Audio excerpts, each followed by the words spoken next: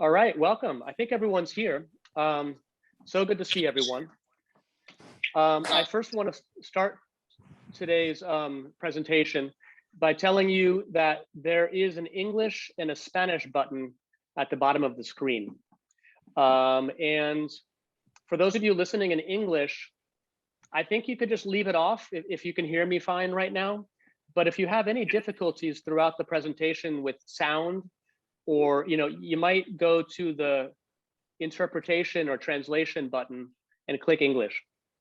And if you would like to hear in Spanish tonight, click Spanish. And Javier, our friend, will be translating our English words into Spanish for our Spanish participants and the Spanish into English for us as well. So you can listen on both. I want to, my name is Stephen Mayers, and Jonathan Friedman and I have organized this event for you, and we are very, very excited to see everyone tonight. Jonathan and I have been working together for 5 or 6 years now, 2 years on this project. And before I introduce ourselves just a little bit and we get started, I just want to sort of outline, tell you guys what the evening is going to look like. Well, evening for us and morning for some of you. I'm going to introduce myself, Jonathan's going to introduce himself, and then we're going to start by playing some very short introductory videos that we've prepared introducing each panelist, like 1 or 2 minutes each. After that, we are going to start the panel discussion, which will take about an hour. We're going to be asking each panelist questions. And then, so that'll run up into about an hour and 15 minutes, hour and a half. And then we're going to start the open questions and answer period. And anyone who's not a panelist can, there's 3 ways to ask a question. You can type a question into the chat. You can raise your physical hand, or you can raise your virtual hand if you know how to do that at the bottom of your screen. You go to reactions and you raise that little hand. So those are the 3 ways you can ask questions. And during that last Q&A discussion part, you're also welcome to share a story yourself about nature, about how nature has affected you in your life, how climate change has affected you. I see some familiar faces, and would love to hear from you as well, especially about climate change, in your region of the world, because that's what we're talking about tonight. So, so again, I'm Stephen Mayers, and I'm an English teacher at the City College of San Francisco. I was born in the Bay Area, moved around a lot in my life, and I think kind of because I moved around in my life, I started really becoming interested in the stories of migrants, and I teach the stories of migrants. And I think that migrant stories have a lot to offer us, including kind of a critical perspective on the world. In doing so, especially because I lived in Mexico and got interested in Latin America, I started for my dissertation research interviewing Central American refugees, mostly people who had fled the US-funded wars in the 1980s. And I became very interested in Central America, and also Mexico. In 2014, I met Jonathan Friedman at City College. He was doing workshops in our English lab at the library. He still does, actually, as a volunteer, workshop leader there and sort of member of our department. And I found out that Jonathan also had an interest in immigration, not only in immigration, but in the stories of immigrants, and how listening to people's stories in the first person can create care and empathy and change people's minds about things. And I'll let Jonathan introduce himself a little bit more as well. Now, so we spent 5 years interviewing young refugees from Central America for a book called Solito Solita: Crossing Borders with Youth Refugees from Central America. That was published in 2019 by Haymarket Books and was part of the Voice of Witness oral history book series that focuses on human rights. People from Central America are fleeing gang violence, domestic violence, extreme poverty, and increasingly climate change, which shows itself in different ways, mostly in droughts that are affecting people's ability to grow food and support themselves, but also in increasingly strong hurricanes and mega hurricanes as well. So after the book came out, and we started doing a lot of presentations like this in different venues with Soledad Castillo or Luz Hernandez, who I can see is here from Honduras, for example, and Cristian Pineda as well. I'm not sure if he's here yet. Maybe Luz can tell us about the hurricanes later in the evening in Honduras. Jonathan and I began to become more and more interested in climate change, and specifically in climate refugees and internally displaced people. The United Nations has yet to really write a framework for climate refugees. So there's really no human rights for the climate refugee. And we began to, in 2020, we set out on an adventure to look for stories. And the first place we went was to the Yucatan, Mexico, New Year's Day, 2020. We met Pedro Ucbe, a Maya poet and environmental activist and a defender of Mayan land. And we became very inspired by his work and met his partner, Haisel de la Cruz, who is a photographer and also defender of Maya land. They'll be speaking tonight. And we planned on trying to travel around to different countries looking for stories, and then COVID hit. So we, came to terms with that. We realized that in a way we became environmentally displaced. We all did in a way. And we started searching for stories online. And we met Seifu Asejid, who works with climate displaced people all over his homeland of Ethiopia. And not only collects their stories, but also helps implement very helpful programs which help people avoid migration and help internally displaced people. And Seifu has been taking us around every part of Ethiopia for almost 2 years and telling us about it every Tuesday morning on Zoom and sending us videos and transcriptions and photographs. And although Jonathan and I have never been to Ethiopia, we've really been traveling there for 2 years on Tuesday mornings. It's been wonderful. Then we met Prabhal Barua, and Prabhal Barua works in Bangladesh with climate displaced people who mostly face increasingly strong cyclones and also riverbank erosion, so a lot of flooding due to rivers. His organization, IPSA, does really incredible work, and actually his colleague was just here at COP26 presenting, including a video that Prabhal helped create as well that we'll talk about. So we've been talking about Bangladesh as well. While all this was happening, not only had COVID hit us in California, but the wildfires were getting worse and worse and worse. And we met Gina and Gardner and Pascal, 3 Californians from the Santa Cruz Mountains who all survived the wildfires and have incredible stories to tell and incredible insight to how to adapt to climate change. So in many ways, we sort of went out there looking for stories, and then the stories came sort of back here to California in a way. I'm gonna hand it over to Jonathan now, but basically, we're sort of on this 2-year journey writing a book about these stories. And, we decided to come to Scotland this week to attend COP26 and to interview people in the streets, and have had an incredible time. And I think, I think you can take over from now, Jonathan. Stephen, my dear friend, thank you so much. Thank you so much, all of you, for coming. I'm just thrilled. My heart is full. I'm going to take a deep breath, and perhaps you would like to too. These are very, very important things, but keeping in touch with our ourselves, our planet, and one another is really important. It's not just an intellectual debate, or it's also from our hearts.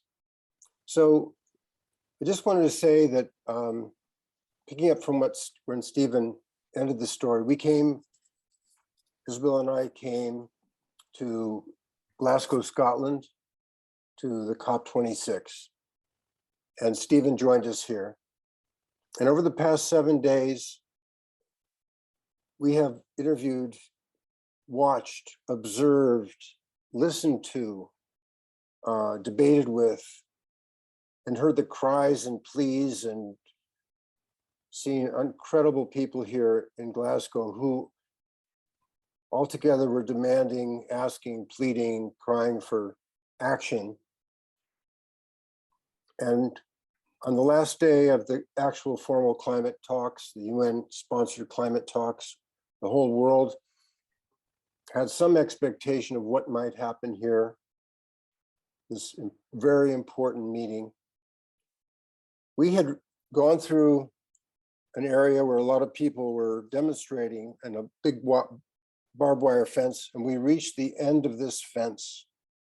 And there we saw a wee footbridge. And that wee footbridge was guarded by Scottish police and a barbed wire fence. But across that wee fence, across that wee bridge, there were the people in the final hours negotiating. And they couldn't hear the people on our side's cries, but it just suddenly felt, after this whole journey that Stephen has talked about, so suddenly hopeless for me. It seemed so powerless.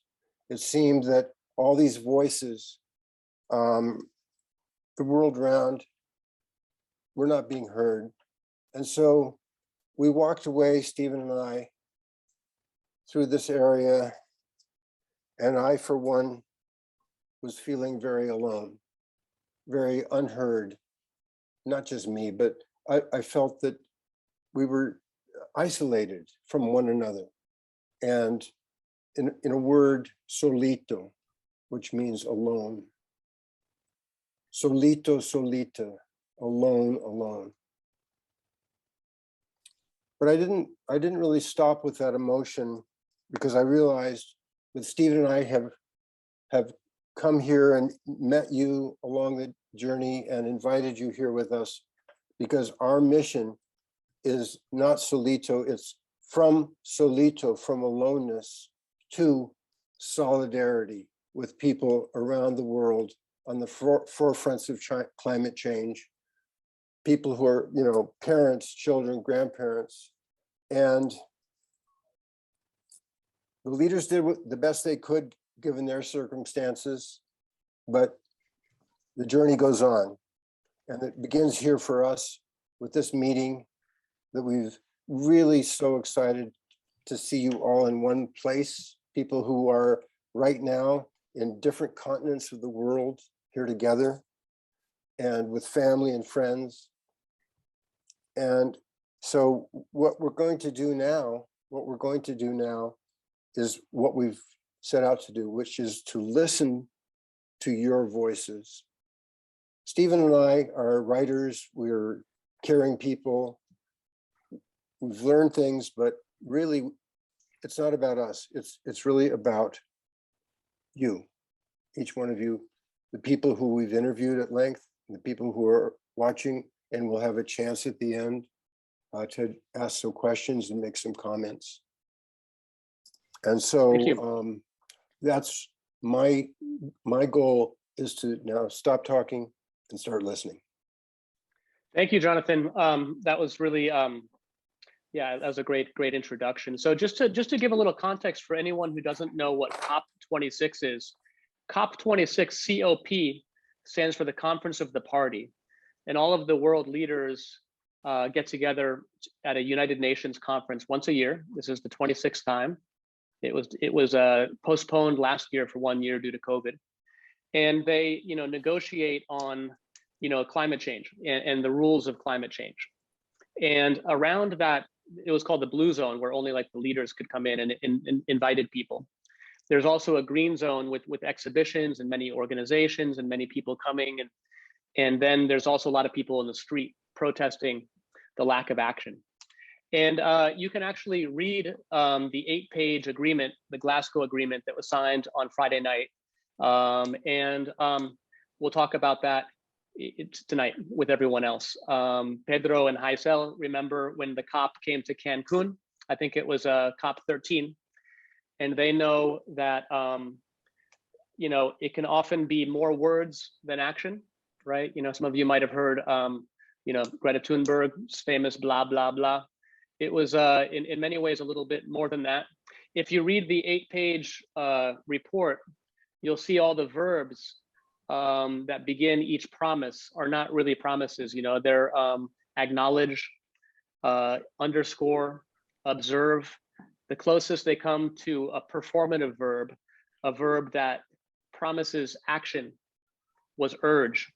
So they, I was pretty disappointed by the negotiations, but I was very inspired by the conference overall, because you can mute yourself too if you want, John. So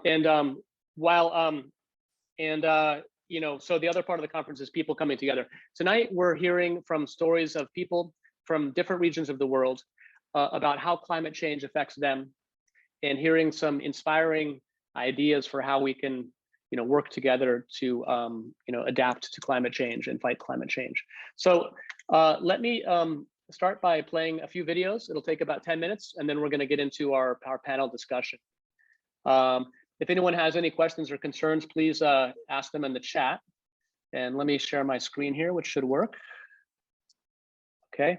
This, by the way, is our website, Solito to Solidarity, and you can watch these videos there and follow some of our work and look at our Instagram page and whatever. Here's our Vimeo pages where we have some videos. And we're going to start with a short video by Seifu Asejid. And he'll tell you where he's from and who he is here, so I don't have to.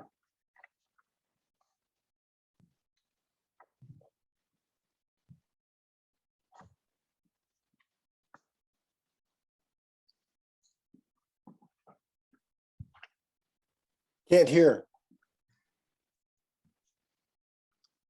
I'm sorry, you can't hear? Okay. 1 second, everyone. I have to adjust something. Okay, stop share. I'm sorry, guys. Thank you, Jonathan. I did this last time. Turn on audio sharing. Where is that?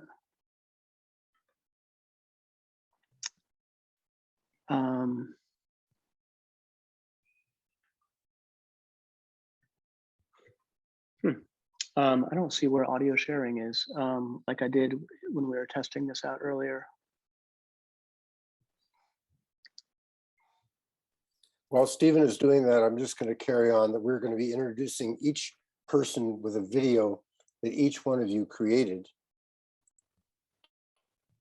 And those videos are very compelling. Who's sharing their screen now? I'm sorry, whose screen are we looking at? Oh, we're looking at Reed Barron's screen. Reed, can you stop sharing your screen, please? Okay, thank you, Reed. That. Okay. Let me try that one more time here. Maybe I have to be in share screen to do it. Just watch my thumb up or down, Stephen.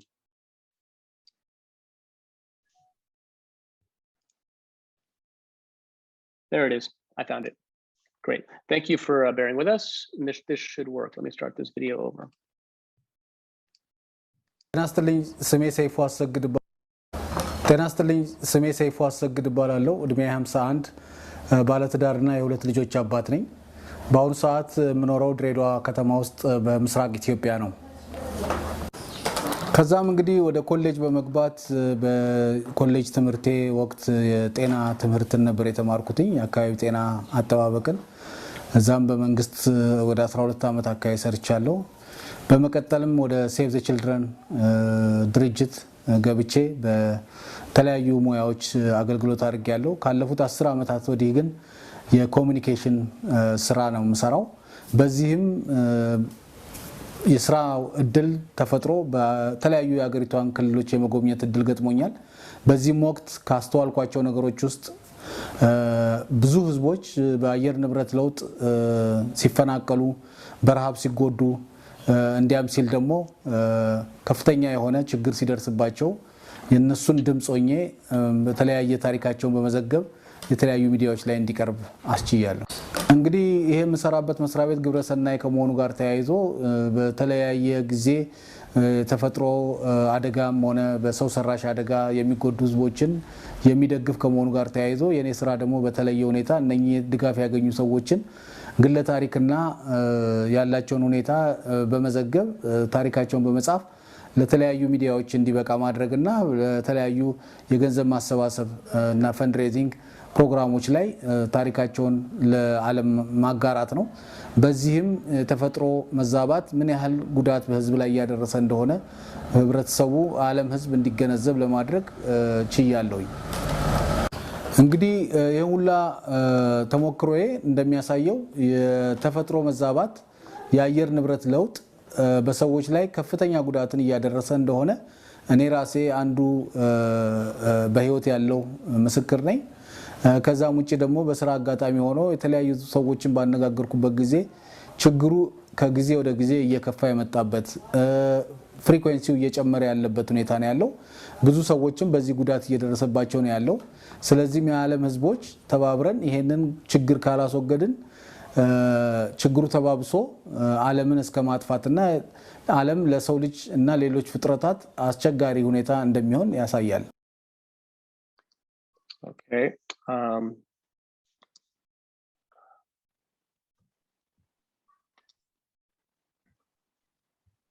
And now we're going to hear a short introductory video by Haisel. Okay, bear with me.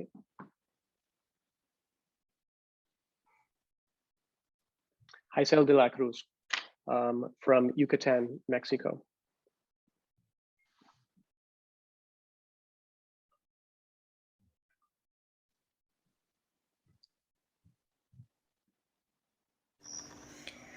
Hola, mi nombre es Haisel de la Cruz.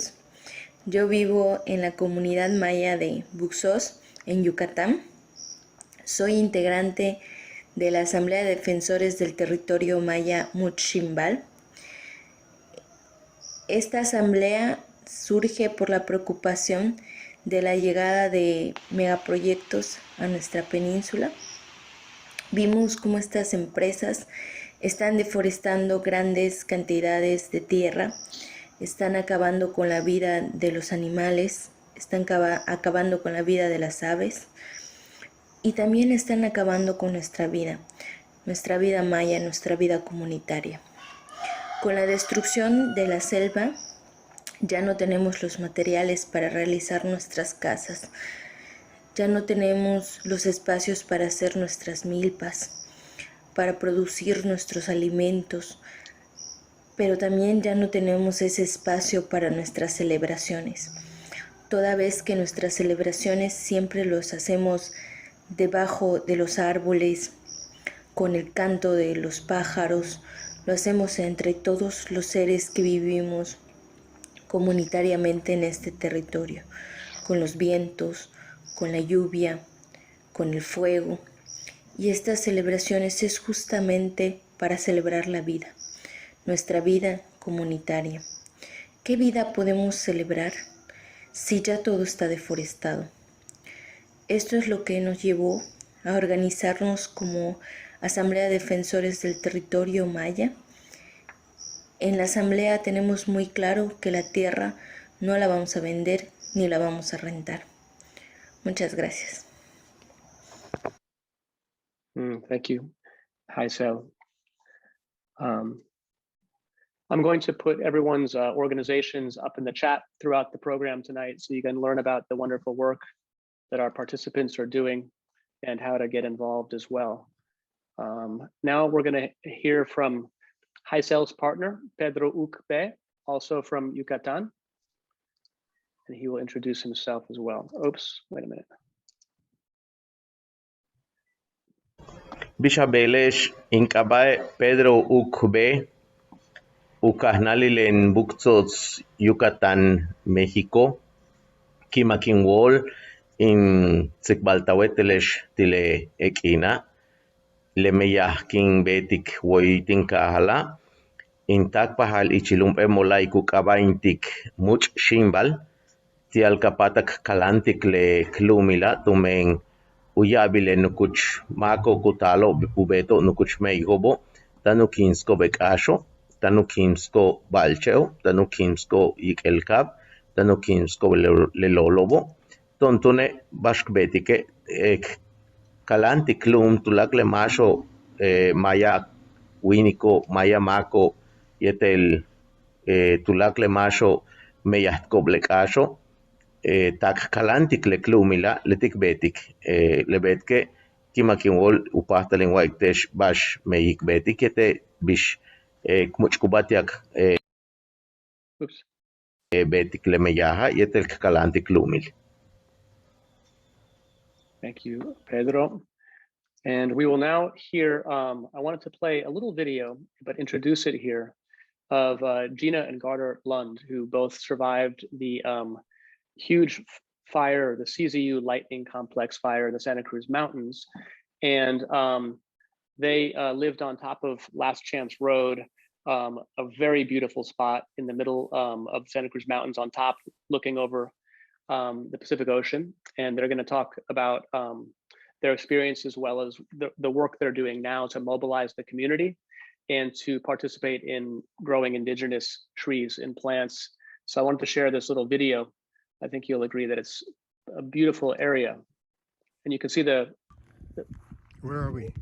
This is the labyrinth right here. We're up at our place, and magic circles is what some people call it. Yep. And this is going to be where I'm going to put my medicinal herb garden for part of the thing up here. We're going to have a platform and stuff Big like that. water tank, and the sauna idea will still probably happen because this is like a. What are these things? I know you're repeating yourself, but what are these things?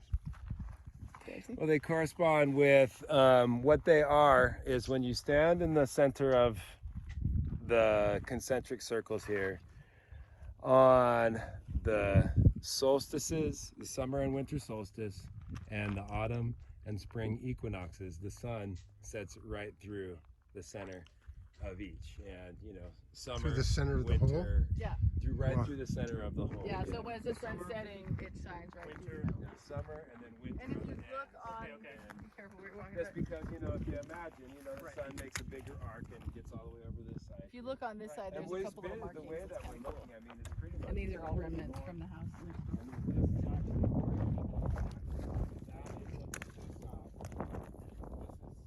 Exactly north.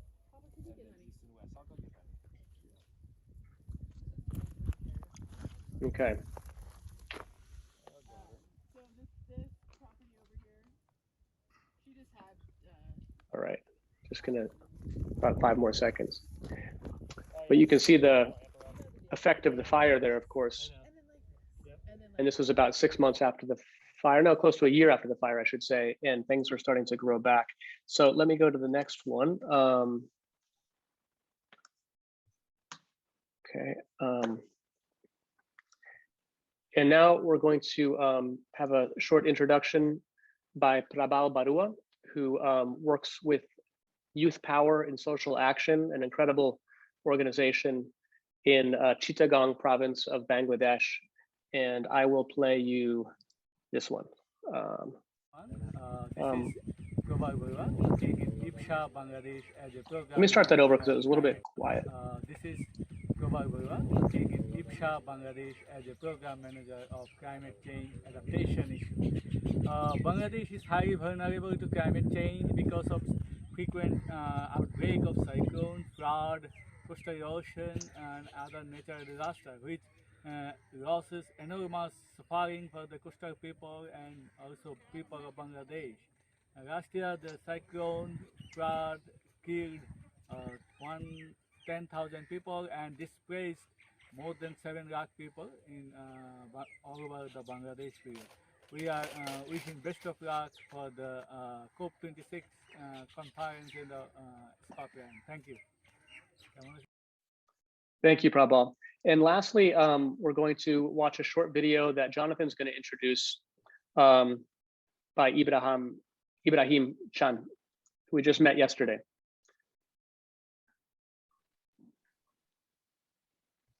Jonathan, can you hear me? Yes, I can hear you. And Okay. just got a text from Gina and Gardner that they're online now. They're here. Yep.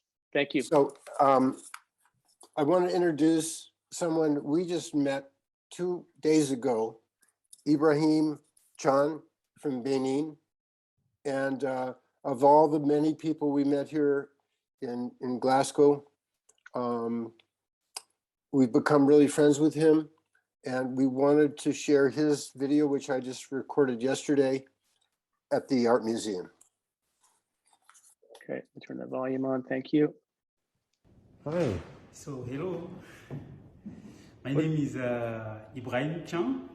I come from Benin. I am director and co-founder of Ecomusée Tata Somba. And we came to the COP to talk about climate change and heritage. And we want to know, we came to present what we can learn from our cultural heritage to against first climate change. So it was a very good pleasure for us to work with a lot of people around the world, and also to see that the cultural heritage is the key, is the principal key to resolve a lot of problems about climate change, because traditional know-how, traditional houses, using natural materials to build the house is better for our planet. And we have to learn this from our cultural heritage. And this was our principal message on the COP. And also, we want to connect all this traditional know-how to the university to make research, to the youth also to make research, and to get together to be on this solution of resolving climate change problems. All right. Hi. Oh, wait a minute. Sorry. Oh, wait a minute. 1 second.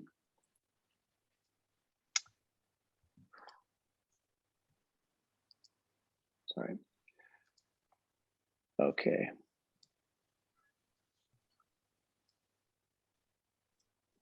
One second. I'm just going to get my screen back. Oh, geez. Oh, while he's getting his screen back, I just want everyone to know that Stephen Mayers has really put together these videos, and all of you have shared your introduced yourselves. We have some other people who we've been very intimately involved with who are not depicted in these videos. And for example, Pascal here, who's a Frenchman living atop the Santa Cruz Mountains, who single-handedly fought the fires of his neighbors' houses when everyone else abandoned, and who's rebuilding a new house with environmentally conscientious materials. Thank you, Jonathan. Good. You okay? Yeah, feel free to say something else. So thank you. Yeah, I wanted to introduce Pascal as well. And that's basically our panelists, you know, and we're going to start our panel discussion now.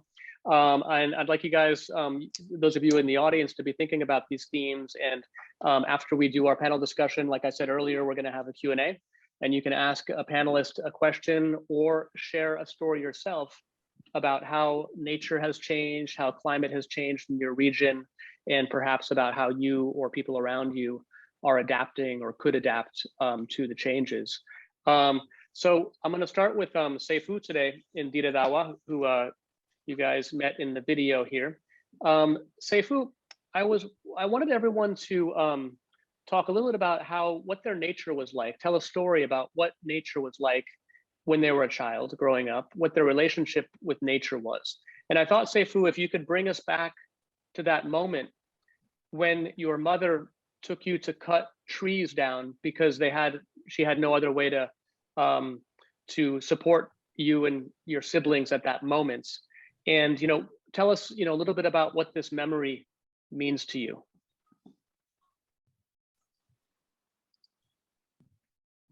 Thank you, Steve, for giving me this chance to meet all these people around the globe. and to get to know to you both, Jonathan and Steve. Over the past 2 years, we have talked a lot about my childhood and after I became adult and all my life journey in general. So to making the long very short, I would like to introduce again myself. I am Saif Wasagid. I'm now 51 years old. And throughout these 50 years, almost half a century of my life, I have experienced many, I have gone through many journeys. My relationship with nature in particular and the natural resource starts at an early age. And unfortunately, I lost my father, who was a breadwinner to the family at an early age. And, that, usually gives me a chance to experience, all these challenges, ups and downs with my parents, in particular with my mother, who was a widow. So as a child, before my father, passed away in a war, in fact, even the cause of the war was particularly, over the land, the Somali invaded Ethiopia. That's what we call it. So the war started, in grabbing resources. The conflict could be also one of the things. But before I lost my father as a child, when my father was relocated from the base where we used to live in Dredoa town, where I was born and raised, we were, somehow forced to relocate ourselves into other area in a place called Asebeteferi, still in the eastern part of Ethiopia, a bit highland area. And it was during this time that I had a chance to visit our families, our relatives, particularly my mother's mother and father. They used to live in the rural areas. So I just went before their relocation. So I had a chance to visit this rural area. And I remember as a child, I was only 7 or 6.5 years old, but I still have that fresh memory in my mind while walking through the, through the forest and crossing the river. And in particular, I still remember the guava, tree, the smells that comes out of it. And it was very free, even to grab and eat from that tree, still that fresh memory, is existence with me. So I just come, very close to nature, and I was admiring to seeing all those rivers, very clean rivers, and the sounds that come out of that river. And as a child, my uncle was the one who was, I was on his shoulder to crossing that river because it was very strong. And I was in fear, and I remember that I had some, headache, something like that, while crossing, looking at the water. And he was telling me, don't look at the water because it will give you some, nuisance, and then, you may fall.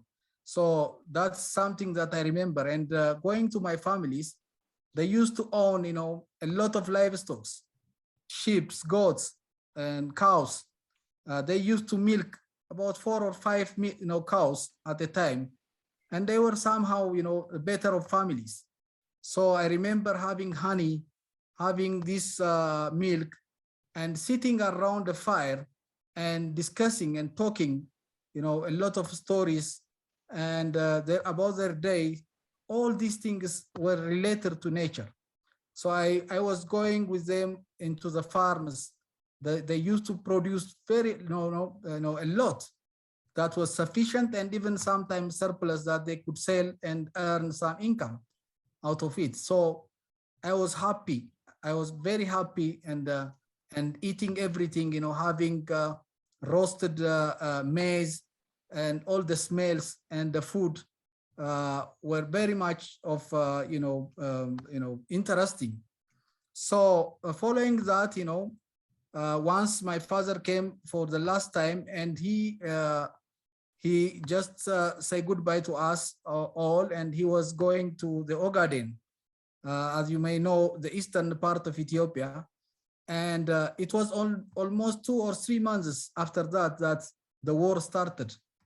And, you know, the Somalis invaded most parts of the eastern part of Ethiopia. And my father was killed during this fighting. So after his days, after his passing away, we had nothing in the family. We waited for 6 months without any salary, without any food, you know, or income, that my mother was only, you know, relying on the small amount of money that she had kept or saved, you know, earlier. And then she was doing everything that she could to, you know, to support us, my 2 younger brothers and my eldest sister, and together we were 4 children. So without any income, imagine how difficult it would be for my mother. So she was doing everything that she could. And among these, you know, she was going to the forest, you know, to cut trees and to sell them. So I used to go with her. In fact, I was not that much old, but I just traveled with her. I like going with her. And I remember that forest. And still it is fresh in my mind that we were contributing. You know, we didn't realize that we were contributing, you know, for destruction of the nature and, you know, the climate change. In the long run, I have realized that our family was also part of that, you know, problem.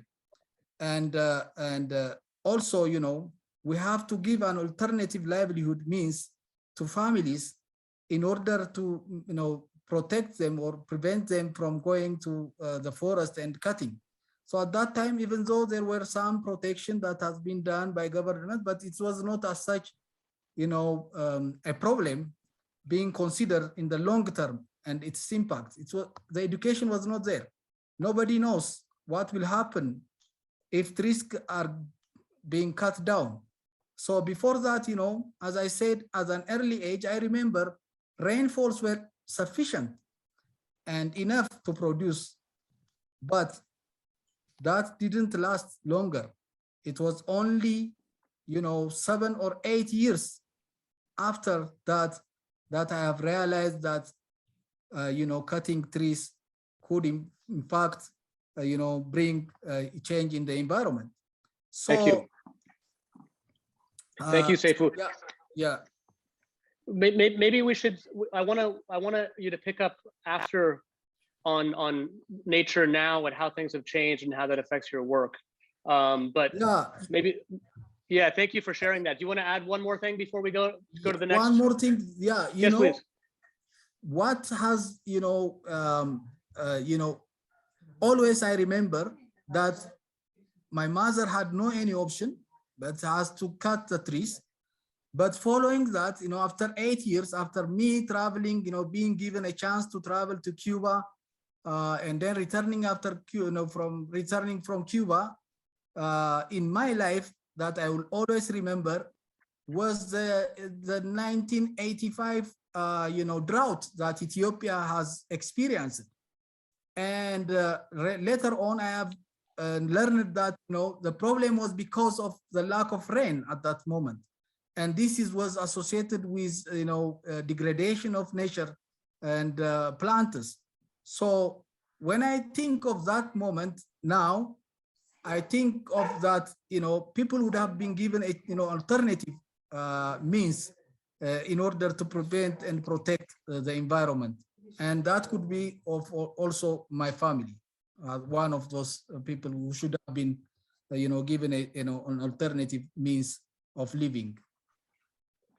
Thank you so much, Seifu. I love listening to you tell stories, and we've heard the long version of that, which you can hopefully read in a book sometime soon, and his experience there. And that's an excellent introduction to, you know, your follow-up shortly about what what Ethiopia is facing now and how that affects your work precisely, right? To give people alternative means to survive. And so let's move to Haisel de la Cruz, and then Pedro Ukbe. partners in Buctots, Yucatan, Mexico.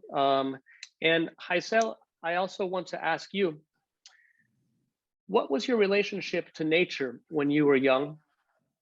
And how does that affect your work today and yourself today?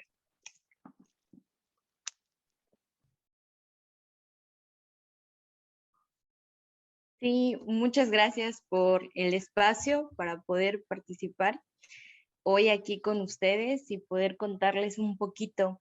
Yo recuerdo desde muy chiquita, cuando salía al patio, lo primero que veía era árboles grandes, era flores, era un espacio donde de niña corría, y aquí en Yucatán los patios siempre son muy grandes, ¿no? Entonces había gallinitas, patitos, pollitos y hasta un cerdito teníamos en la casa, ¿no?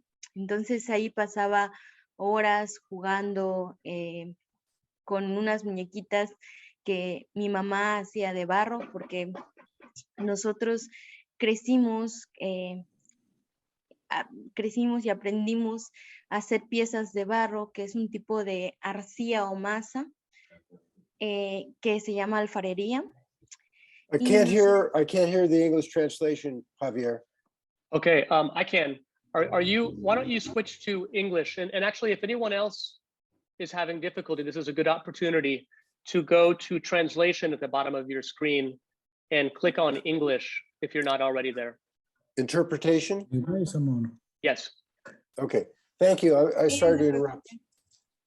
Problem.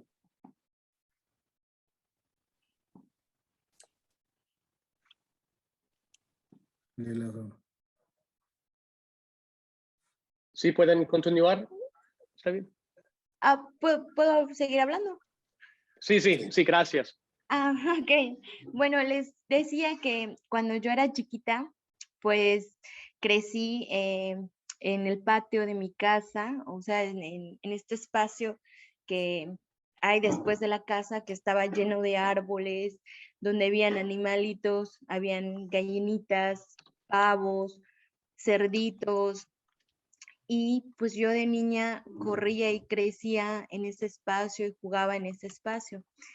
Y mis papás se dedican a la alfarería, que ellos crean piezas de barro, crean alcancías, cajetes, platos, y pues también nos hacían nuestros propios juguetes de barro, ¿no?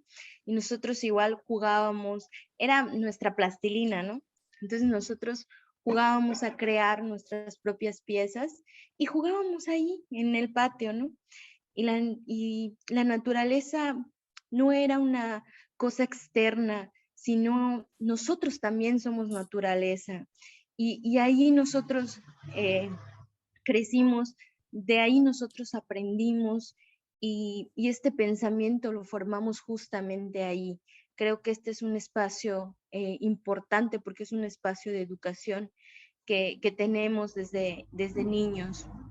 Y bueno, con el paso del tiempo, Ticul, que es el lugar donde yo nací, se fue poblando mucho, la alfarería creció mucho, la zapatería creció mucho, que es otro medio, otro trabajo que hay allí, otro oficio. Entonces se empezó a poblar, y los patios cada vez se hicieron más chiquitos y empezaron a llegar súperes, empezaron a llegar grandes centros de venta y distribución, empezó a llegar gente de otros lugares. Entonces, poco a poco, estos espacios grandes que nosotros teníamos se fue reduciendo, ¿no? Yo recuerdo, por ejemplo, que el patio ahorita está más chiquito, porque pues mi tía igual hizo construcciones ahí para rentar casas.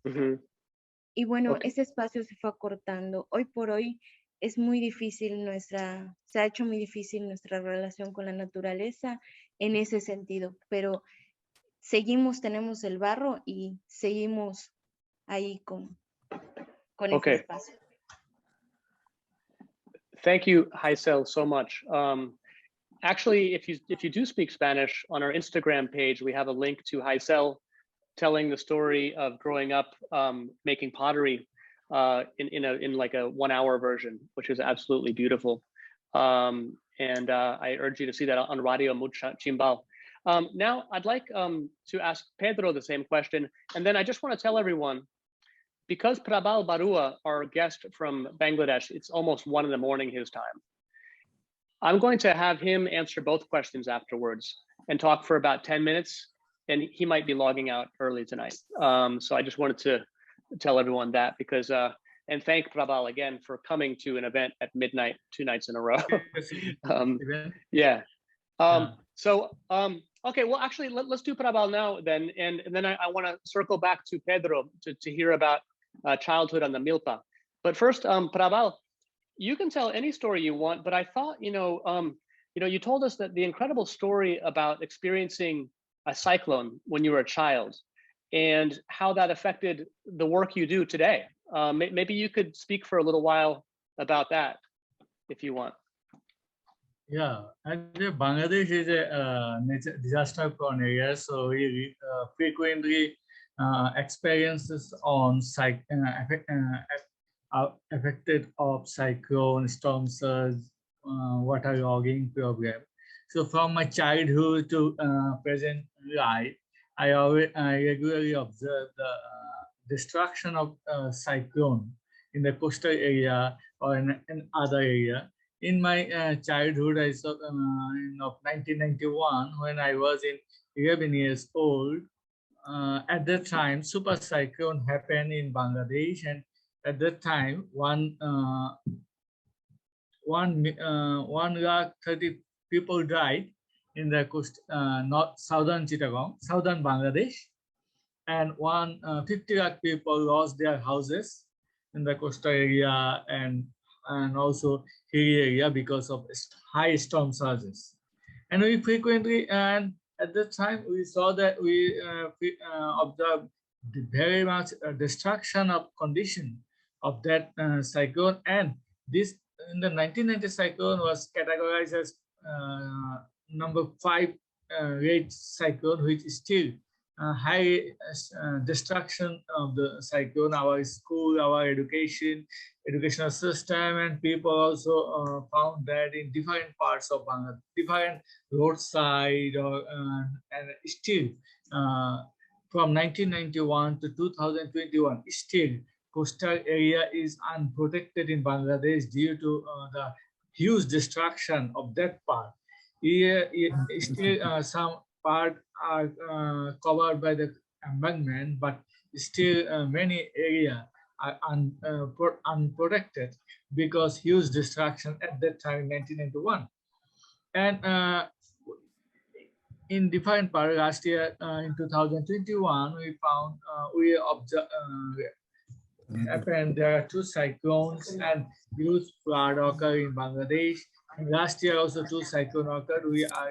During my experience, I observed the displacement of the people in the coastal area, the embankment, poor embankment, and poor water condition, and poor sea level rise because of during the full moon and new moon, tidal level increasing in Bangladesh, and coastal communities are flooded regularly, and they are habituated now for this situation. They want survive. They want to leave the places, but they, because of few availability of land, few availability of assets and properties, they are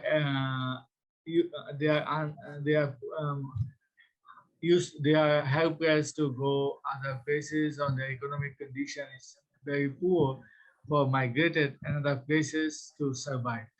This is the common scenario, and during the summer, ground level is decreasing, and people are lacking of drinking water facilities, and due to and now due to fluctuation of temperature in the at present days, we found the early morning huge temperature, but after the afternoon the cold temperature.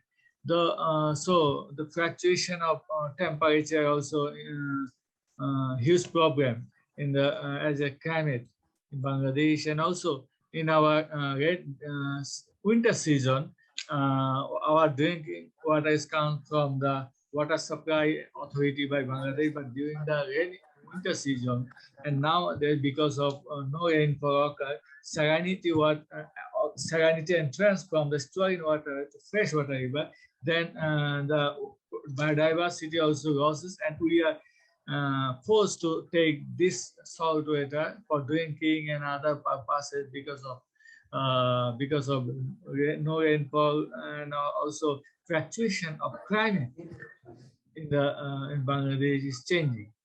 So always we are experiencing different types of hazards, sudden or slow onsets. And this is the scenario. Thank you, Prabhal. Prabhal is an environmental scientist with a PhD and very knowledgeable about Bangladesh, you know, and he lived, as many of you probably know, Bangladesh is one of the more vulnerable places in the world to climate change. It's on the Bay of Bengal, which is kind of the shape of a funnel and has always tended to produce cyclones or hurricanes. But as Prabhal's explaining, with the rising temperatures of the water, the cyclones are becoming more frequent and stronger.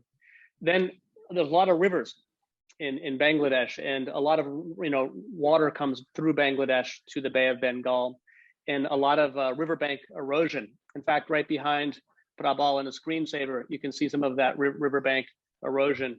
And many of the communities that Prabhal has been interviewing and helping are dependent on the sea and the river, like fishermen, for example. Then they need to live near the water, yet the water keeps coming closer to them. And there's flooding villages and they're moving houses.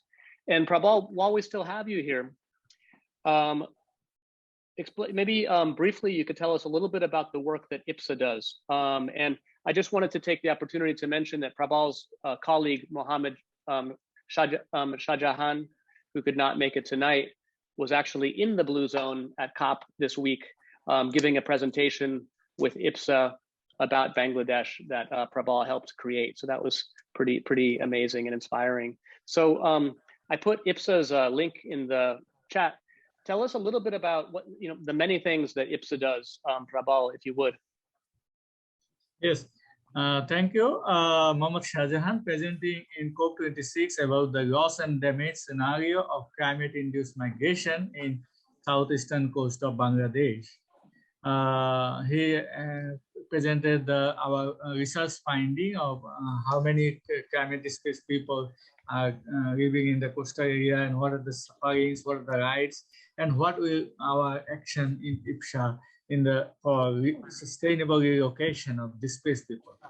So thank you. Actually, IPSA established in Bangladesh in 1985.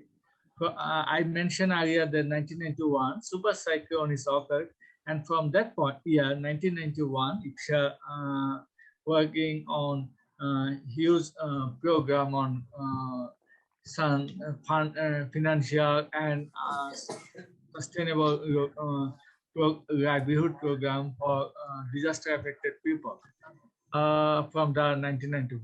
I joined in IPSA in 2007, and 2007. From that point, IPSA worked on coastal pollution, and from 2011, IPSA started the work on sustainable livelihood development of climate change induced displaced people with the support of displacement solution. And from the support of displacement solution, IPSA worked on research, finding, and publication, and all about workshop all over the country. And we found that there are among the 64 districts, 28 districts of Bangladesh are producing climate displaced people, and 6 million people already forced to displace, experience to displacement. So from that point, IPSA is working for relocation of climate displaced people, and we are providing different skill development training, housing material support, water and sanitation support, and moreover the community engagement event for raise the voice of displaced people and linkages with community people and government administration. We are with the support of community people and after the rigorous selection of displaced people, we are relocated 20 climate displaced families in different parts of Bangladesh, especially in southeastern part of Bangladesh, who are lost their houses. And more about we producing different different skill development training for especially women and also marginalized people for their skill development. So such livelihood generation and community and leadership capacity of climate displaced people for producing their skill for the demanding their rights to the stakeholder. So from that point of view, we are working on community development and sustainable relocation of the displaced people.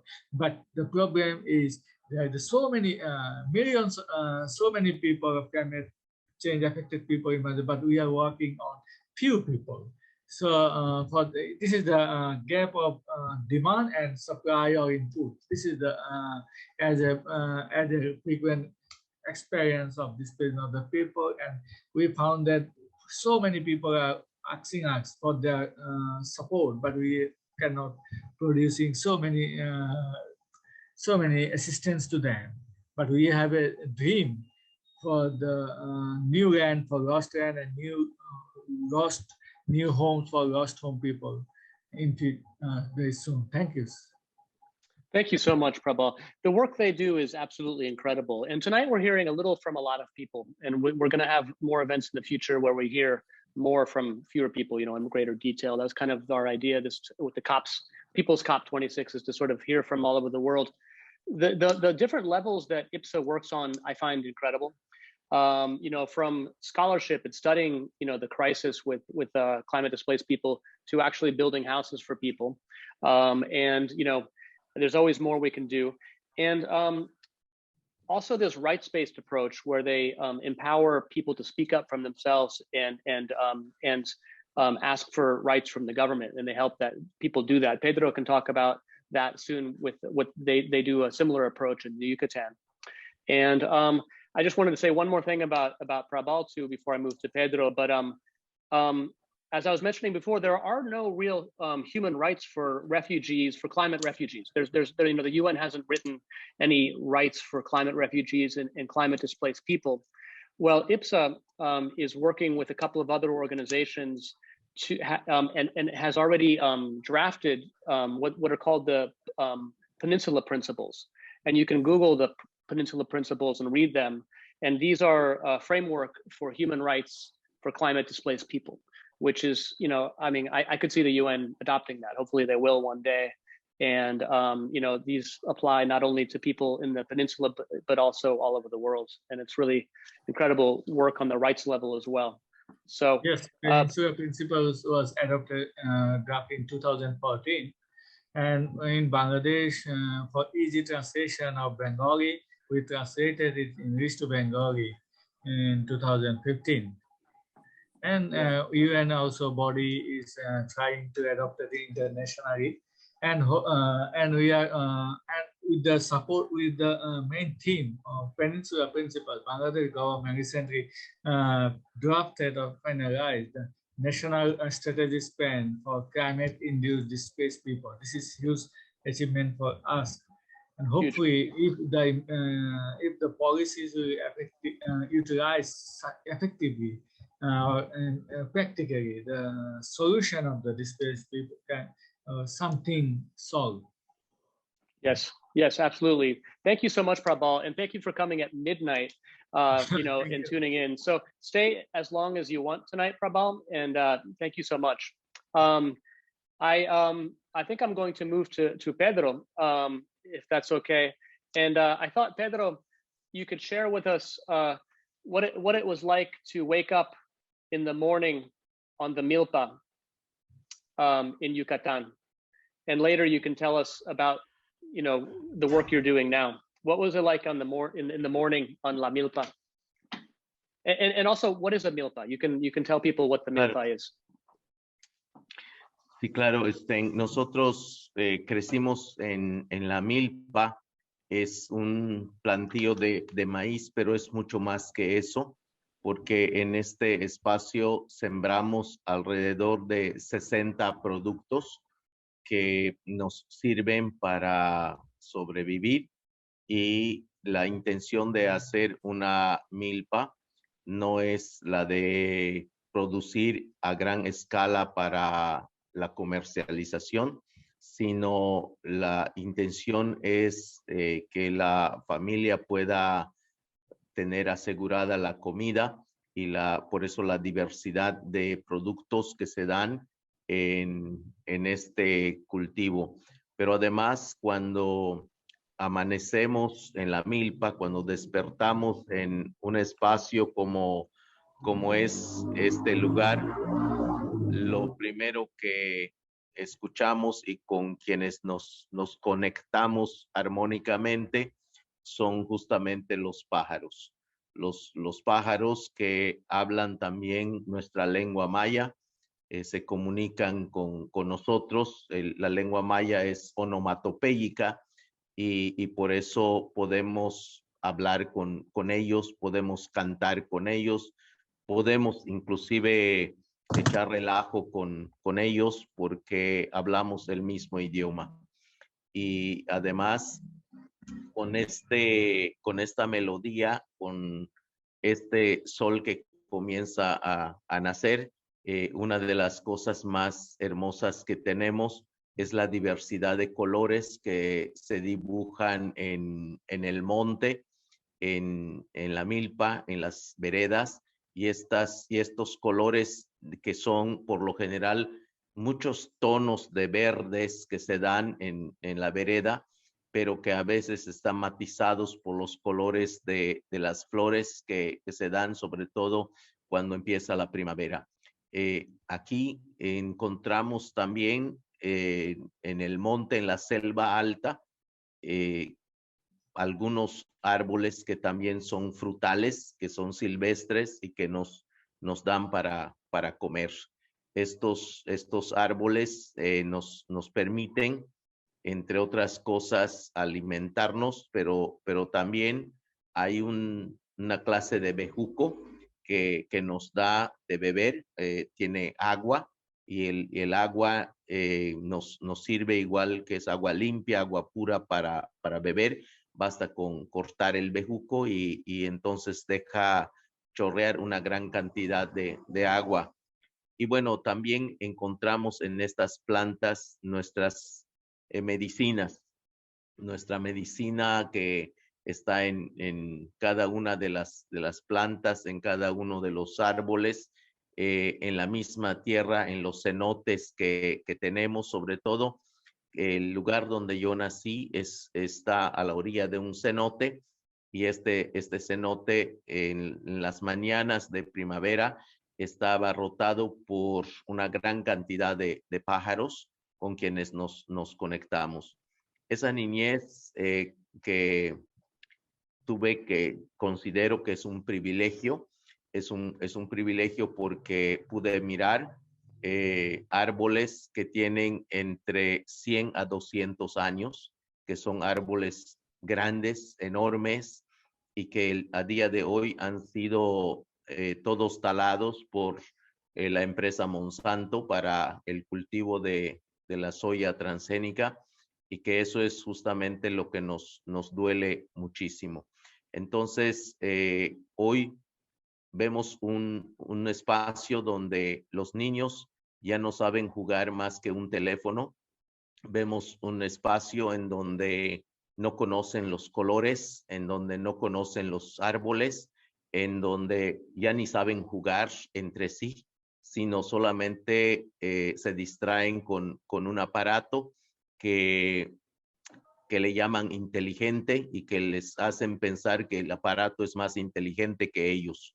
Entonces, nosotros como niños que tuvimos la oportunidad de crecer en un ambiente como esto, se impregnó en nuestra piel y traspasó hasta nuestro corazón los sonidos, los momentos de frescura, de calor, pero además los colores que nos deja en nuestra vida.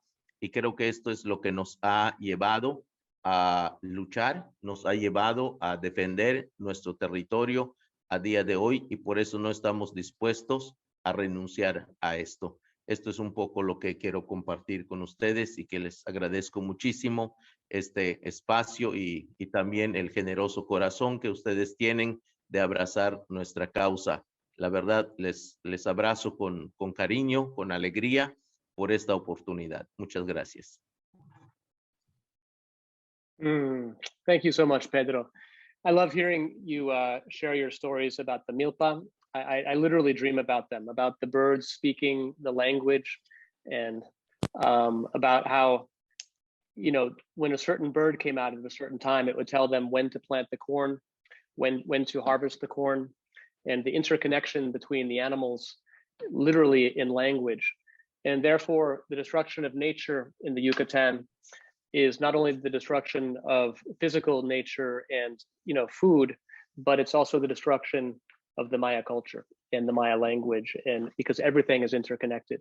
And this is a theme that I think we see playing out in all the stories tonight, you know, in Bangladesh, in Benin, in Ethiopia, and also in Santa Cruz. So with that, let's move to Gina and Gardner, and then we'll hear from Pascal as well. So these are three guests that we have, three new friends that we have from close to where we live in the Santa Cruz Mountains. And I thought maybe Gina or Gardner, you know, you could talk about nature in your childhood, or you could also talk about when you first went to Last Chance Road, you know, and experiencing that, you know. What do you guys think? What do you think would be better to share to begin with? Well, for me, there's kind of a direct connection between why Last Chance appealed to me in the first place when I first on the place. Where I grew up in the Santa Cruz Mountains, a little bit different part of the Santa Cruz Mountains, kind of, you know, just like really just 2 or 3 ridges over from where I live now. We had a lot of open space. I mean, I'm 51 years old, just like Seifu himself, I remember him saying. So I've watched over the course of my life, I've watched this place change incredibly. And when I was a child, it was before the whole Silicon Valley, you know, tech industry exploded. So I grew up in a place that was very much, it was just a rural community.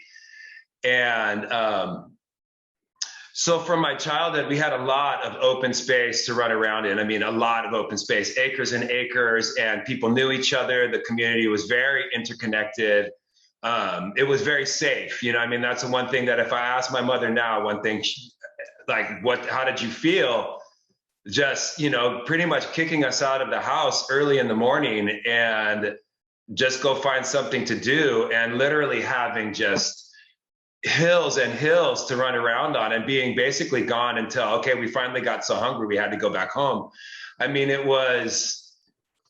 she felt it was safe because it was just the community was tight knit, and there was just this open space seemed like it was safe. You didn't really think about any dangers other than snakes or, you know, nature itself, you know, which for me, we had so much time running around as kids, I mean, it was very quiet, you know. So the things that I remember are things like just listening to the breeze blow through trees, or actually it being quiet enough, sitting there with a friend and watching a hawk or a turkey vulture fly by, and actually hearing the breeze going through its feathers as it was flying by. It was that quiet. And I had this real impression at a really early age of just how, you know, it was, I don't know, we were very contemplative of it as kids, you know. And so for me, when I first came upon Last Chance, when it was first offered to me as a place to live, I mean, I fell in love with it immediately because it was that quiet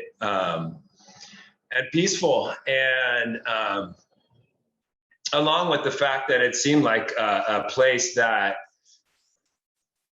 in ages past was probably a really special place because it's high, its location is high up on the mountains. You have this really commanding view of your surroundings and stuff. And it just had this feeling, you know, the land itself was kind of speaking to me and saying, this is a space that needs to be protected. And so that's is kind of it for me, already feeling that the whole earth needed to be protected. It was kind of like, well, I have this chance to kind of protect this really fragile and very something that over the 51 years of my life, I've watched this area where I live, which was very rural and very quiet and very spread out when I was young. It's become very populated, you know, and it's become the most expensive place in our country to live.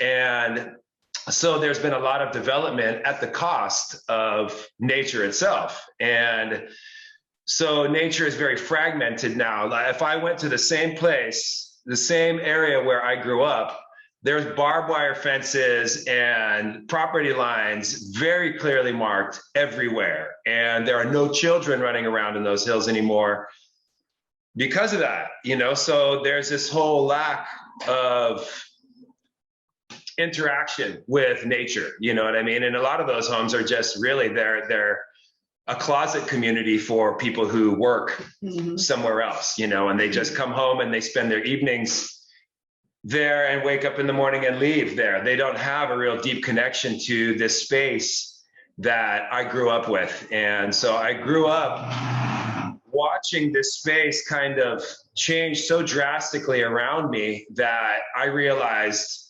when I saw Last Chance that it was a space that it would disappear if it wasn't held onto by people who really cared for the land.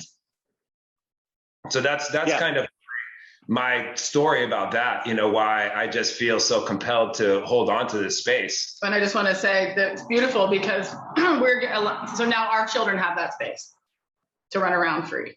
You know? And trying to really instill that, so they have that sense, that quietness, they find that nature is where we as human beings, it is what we are. There isn't actually a separation, you know, which is really easy to lose sight of, especially in this community that has kind of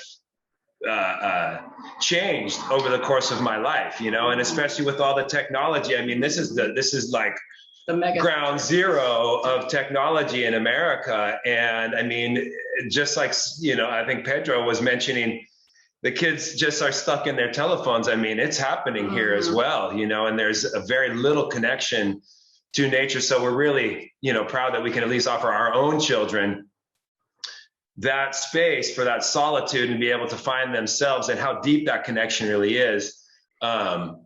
And that's something that we just feel like our store, our community center here is a way to kind of try to bring that message out there to the broader public, a reconnection with themselves and with each other and with nature, because it's one thing. There's no separation in any of it. It's just, it is life, you know, and to even the perception that there's a separation is just how far we've drifted as human beings. Thank you so much, Gardner and Gina. You guys inspire me. I mean, Gardner is Santa Cruz Mountains. You know, he grew up there, he surfs in the ocean, he lives on the mountains, and he farms, and they both farm in between, the trifecta, right? And you really embody that, you know, and just like the rest of the panelists here, that land is part of your soul, right? I mean, part of your very being, and I'm very inspired by that. Yeah, you want to? What did you say, Gina? It's why we were late. We were up there and we were not wanting to leave. It's very hard to leave. There's no Wi-Fi up there or anything. Yeah. I just want to say one thing, just super quick. I'll just be quick about just my childhood. I was super lucky. I grew up in, which a lot of people laugh at. I grew up in the Central Valley of California. And when I grew up there, I was lucky. My dad was a veterinarian. He was very outdoors. You know, we spent our weekends going to the mountains, to the Sierras. My mom was a home ec teacher who never taught anybody, so we were her students, my brother and I. And just a couple things I want to say is that I think it was the generational experience. That's what I was told to do too. I went outside, we had an acre, and I went outside and played. And at the time when I grew up, you could still see the Sierras from Fresno, where I grew up. You cannot see them anymore because the smog is so thick in the valley. And it was all those trips to nature that brought me to this point. And the constant desire for connection that wasn't there in our culture that has kept me seeking and seeking and seeking. And it's really brought me to where we are. And it's why we are so inspired to kind of help clear the clouds in our minds, so to speak, and help people to realize that connection that is there. It's not that it's not there. It's just they have to be able to see it again. It's super exciting, actually. So that's it's exciting. Yeah, and we'll hear more from Gina and Gardner about Three Sisters, Three Corners, the organization they're starting at their community store in southern Santa Cruz in Soquel. I put the link up in the chat as well. And it's really about bringing community together and creating that sense of communitarian spirit that Haisel was talking about, that Seifu was talking about, that Prabhal, that we're all talking about, actually. In order to, better live in nature and learn how to coexist with the fires, for example, and plant indigenous plants and trees, et cetera. And we're going to hear more about that as well. But we really wanted to, sort of base our talk in, your childhoods and growing up in nature, because it's who you are and it's part of what you do. So I'm really appreciating this. And I just wanted to say, as we move to Pascal and then Ibrahim, that we're going to open it up to Q&A soon. And tomorrow night, we're going to do the same sort of format, but really be jumping right into your present work, to how nature has changed and how it informs the work you do and what, really you do, which we've already touched a little bit on tonight, but we've been mostly focusing on the foundations of your, lives and work. So, So let's move on to Pascal. Pascal, you could tell us, if you want, about your early connection to nature in France, or you could tell us about your family. Pascal has a family of redwood trees that he has named and knows intimately every single one of them. It's really fantastic. And Jonathan and I had the chance for Pascal to introduce us individually, one by one, to his very close friends. So you could do either or both, Pascal, a little bit. Okay. Yeah, thank you. Good morning. I have to say I'm very impressed with the other participants. It seems that all you guys are very engaged and very actively involved in this. And I am just a regular person, I'm concerned and worried but I also come from a position of privilege and a certain distance to it, because I'm not actively involved in things, amazing things that you guys do. So it's very eye-opening for me to be here, because you open my eyes to the reality of it. Because for me, climate change has been a bit of a theoretical concern, and hearing your voice makes it very real. When Saifu was talking about Ethiopia in 1985, I was a young child. And so in France, we heard about the drought in Ethiopia in 1985. But we heard about the famine, and we saw pictures of kids my age, malnourished.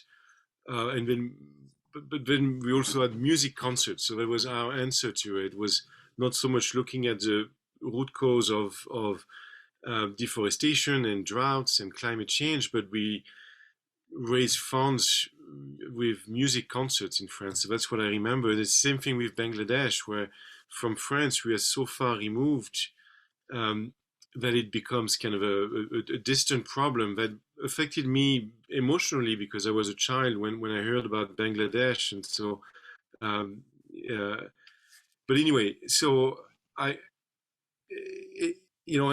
came to the US for the semiconductor industry. So I'm also a participant of what Gardner explained, this explosion of the Silicon Valley. I'm part of it in some ways. But I always had a very deep emotional connection to nature as a child, not because I experienced it, but on the contrary, because I didn't get to experience it as a child. I grew up in relative poverty in France. It's all relative, of course, right? So I did not have access to nature. I grew up in cities with no trees and no access to nature. And that gave me even more of a longing for it and a connection to it.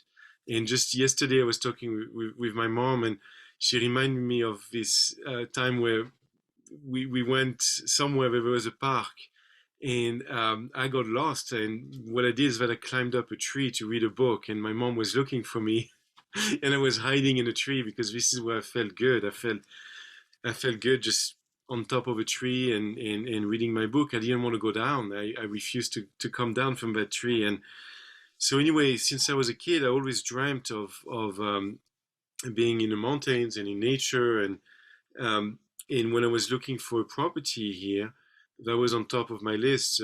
Resiliency to climate change was the number one aspect of on my search. So I was looking at precipitation data and climate change resilience, and also, of course, solar panels.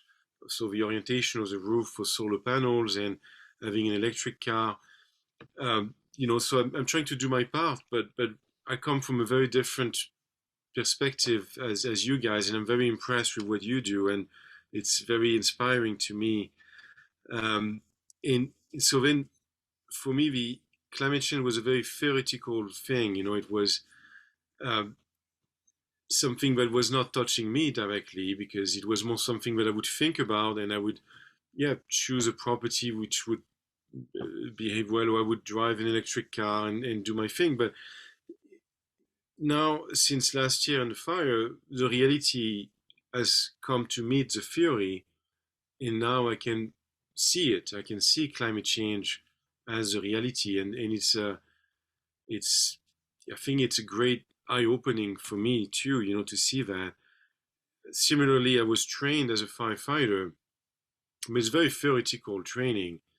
And when the rubber meets the road, when we got the fire, it was eye-opening to see that most firefighters were not ready for it. And it was just the scale, the magnitude of the fire was so big that people were just caught like deer in a headlight and could not cope with it, and were paralyzed. So it was a very eye-opening situation for me, this fire, because it was a moment where the theory of the training as a firefighter met the reality of there's a fire right here in my backyard. And that was a very, very intense moment. And so in the past, recently, we can see more and more the effect of climate change. And you can see that, we're in November, but this is where I sleep. We're getting into the winter, but it's still warm enough that I'm able to sleep outside, and we have warmer and warmer days, and it's dry and warm, and it's here, it's present. Yep.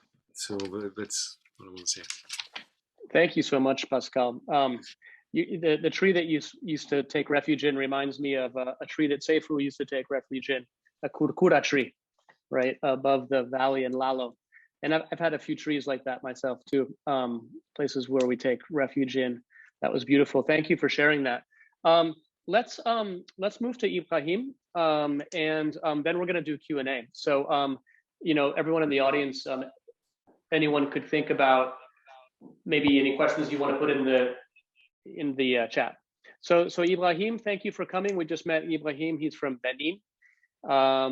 Tell us where you're from, and a little bit about, your relationship to nature as a child with you and your village, please.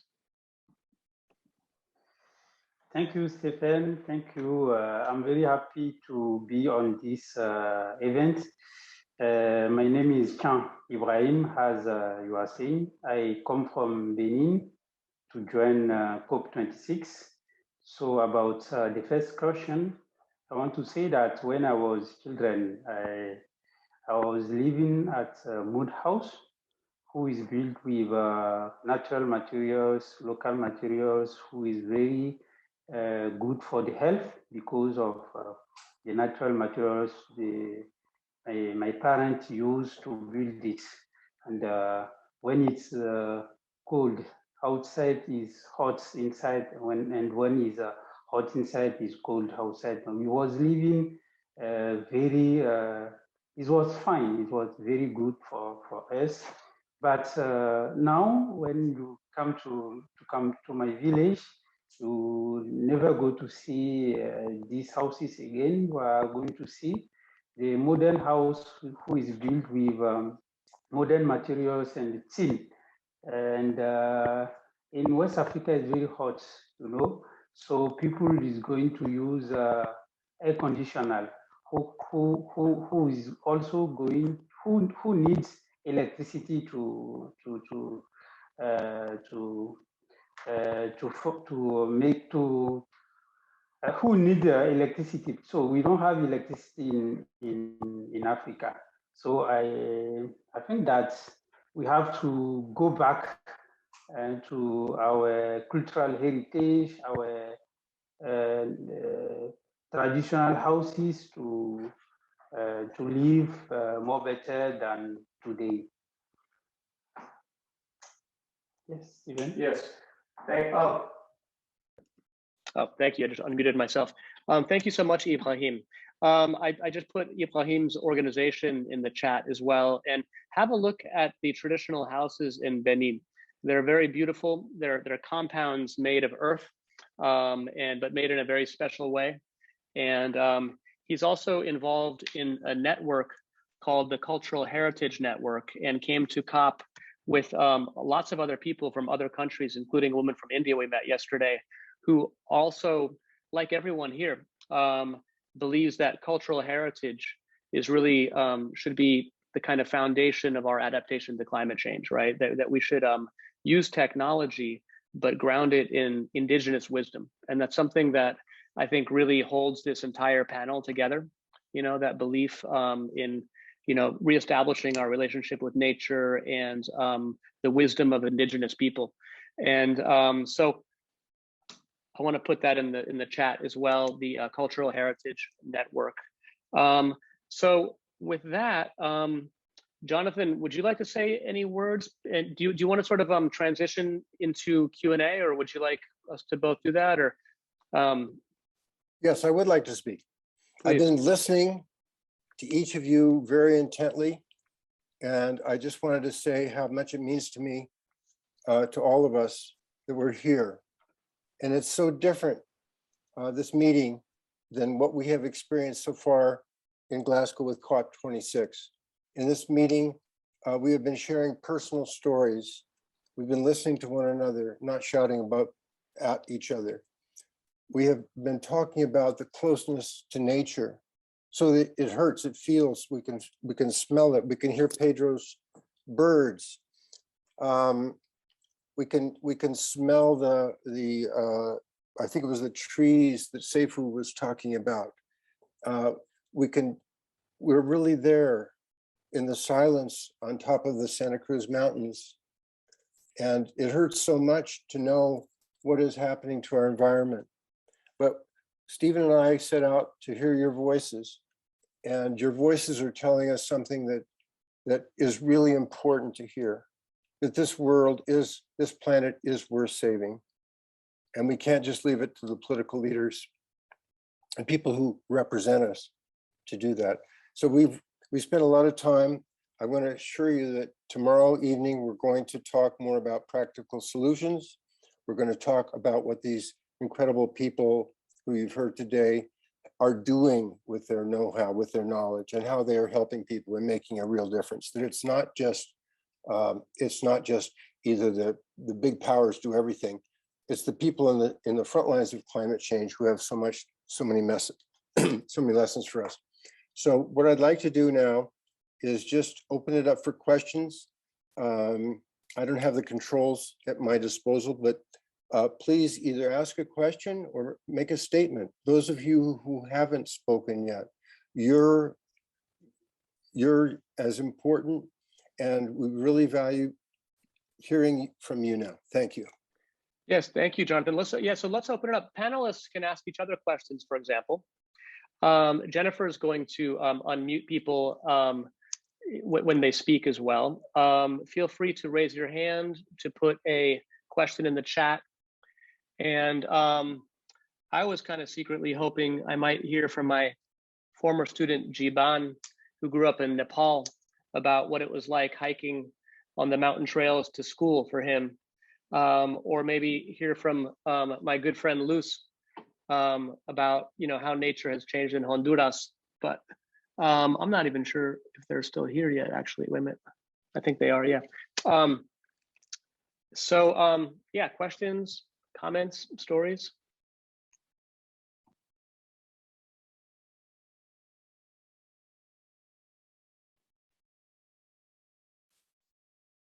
Got a few.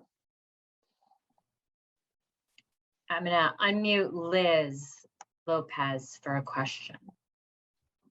Oh, thank you. I just want to know, given what seems like a disconnect between the people's voice and what officials are saying who have all the power, how valuable is it to keep trying to make these connections with our officials?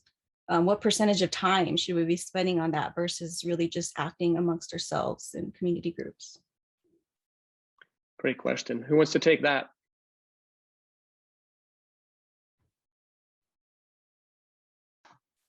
My response to that, hi there, would be probably 50-50, because we have to inspire the people, and it's all about policy change. Because if we do little things on our own, it doesn't make a big difference until they say no more put in the yucky thing, and I've really been struggling with the same question myself. And in just the little bit of works that I've been involved in the last 6 weeks, one of the issues on our road was we can't rebuild our road because of the road situation. But if we can't do that, then we also have this whole septic situation. And just to keep it short, in the last 6 weeks, I've seen people in my community who are working with people in the campfire area get access to senators and have them be considering it on a state level. So I would say, really, unfortunately, because I would prefer to deal with the grassroots level, is that we have to keep poking and prodding the politicians, because they don't know what we want, and that was such a poignant experience that we've had here after the fire, is because, most of the city officials are city people. They're not country people. They're not people who live in the mountains or the woods, or if they're not farmers, and they don't know anything really about that. And so it's actually our job to educate them, and we just have to keep asking nicely, asking nicely, asking nicely. So that's what I've been taught through this experience. Great, thank you so much. I'm gonna unmute Juliet for a question. Hi, good evening. I'm so grateful to join the conversation. I was in Glasgow for the People Summit as well, and I've just been really struck by how so many people's stories are about protecting what they love, protecting the places that they love, and that out of that love is the type of protection that we all need for our survival, for our collective survival.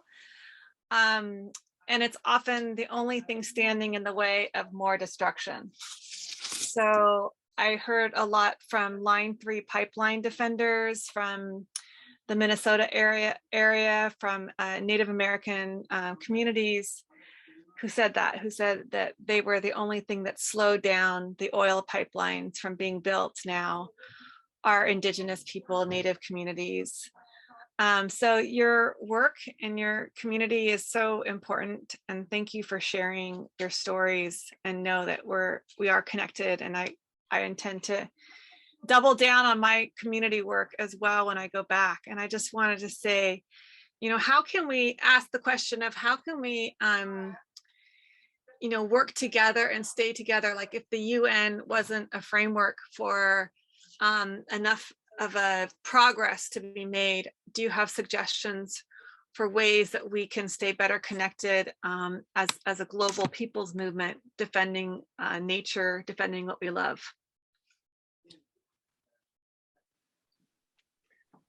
Thank you for that. And feel free to chime in, anyone. Gina, did you have your hand raised to respond? You and Gardner? No, Gardner just wanted to say something separate. Well, I wanted to say something separate But let's see if somebody from that, else but maybe wants to somebody can answer on that, because I don't want to take away from that at all. Super important question. Since we do have time, I was thinking maybe I would love to hear from Pedro about a little bit about his assembly and how they educate community members and do community, because we've heard a little bit about the work Prabhal does in Bangladesh, and we've heard a little bit about some of the work, just beginning to hear actually about some of the work in Santa Cruz that's going on.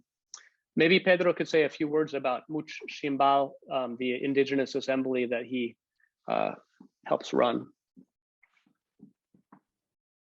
Claro, con mucho gusto.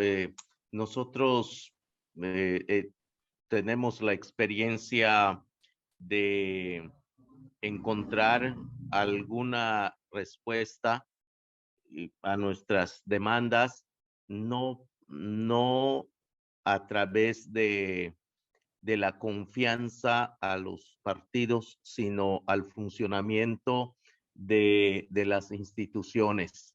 Cuando las instituciones funcionan, es posible encontrar de repente algunas respuestas positivas, y de nuestra parte está la organización.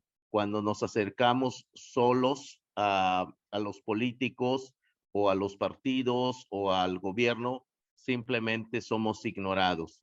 Entonces, cuando nos organizamos, es como una especie de voz que se hace más fuerte, es una demanda que se puede escuchar, y cuando estamos organizados, entonces buscamos las vías legales y las vías mediáticas, las vías académicas, las vías culturales. Hacemos uso de todas estas posibilidades y finalmente logramos tener algunos resultados. Esto es un poco lo que hacemos en la asamblea, y es la experiencia que tenemos, porque lamentablemente los políticos no nos han hecho caso si nos acercamos solitos a ellos, y menos cuando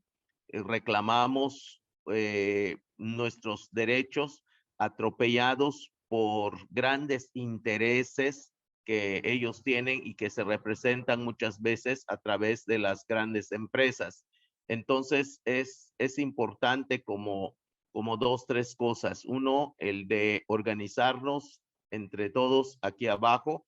2, buscar las vías de las instituciones de la legalidad, y buscar la solidaridad de la academia, de las universidades, de los medios de comunicación, y sobre todo informarnos en las comunidades sobre lo que está sucediendo para que podamos entender cuál es la problemática real, en el sentido de que no podemos aceptar como cierto lo que los políticos quieren que sepamos. Necesitamos aprender a conocer lo que necesitamos saber y no lo que ellos quieren que nosotros sepamos. Por ahí anda un poco nuestra experiencia.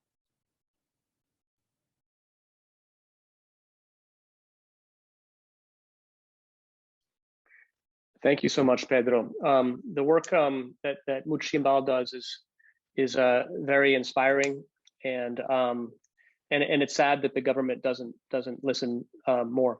You know, one thing they do is they educate Maya Pueblos about the actual rights that indigenous people have under the Mexican Constitution, so that they can sign petitions and get large petitions of signatures and challenge some of the mega projects that are coming into Yucatan.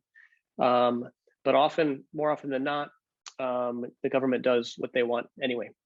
So it's a long and hard battle, but a very important one that we can learn from, I think, all of us. I know Seifu could speak on this topic. I know others can speak, but we've got a few more minutes, and I do want to hear from Gardner. I know Gardner has a separate, probably related, but separate thread that he wants to start as well.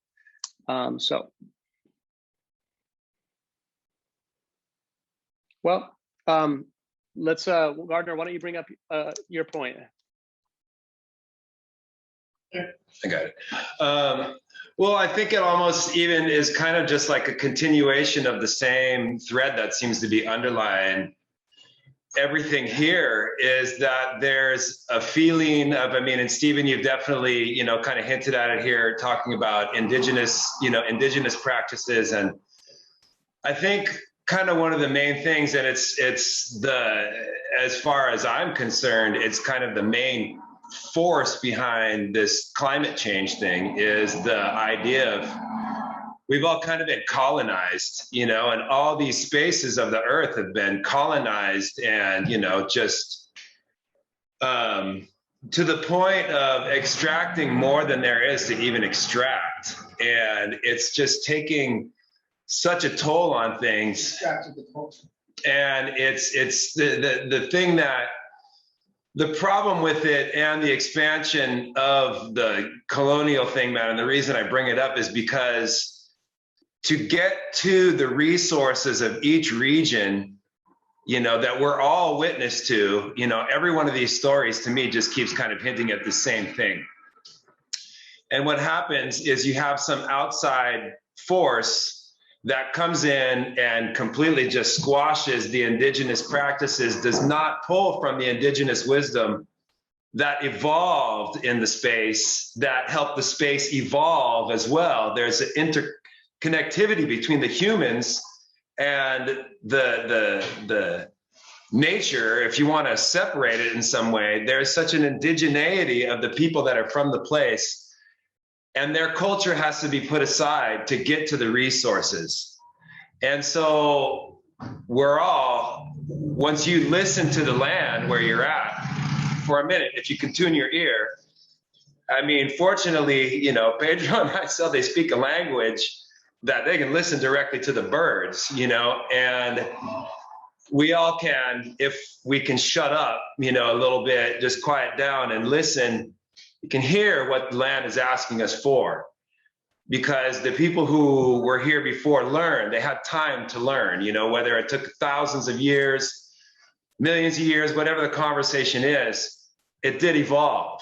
And so my feeling is the land needs those practices that evolve with the land. If human beings want to interact in these spaces, it can't just be at the cost of everything around them. And that's kind of what we're all feeling. That's what's going on here. That's what climate change is all about. And I feel, as I've been paying attention to the conversations that have been going on in the summit here, I'm feeling like it's just more of the same blah, blah, blah by the same forces that just want to come in and take more from wherever we are. And so I kind of think that all I'm doing is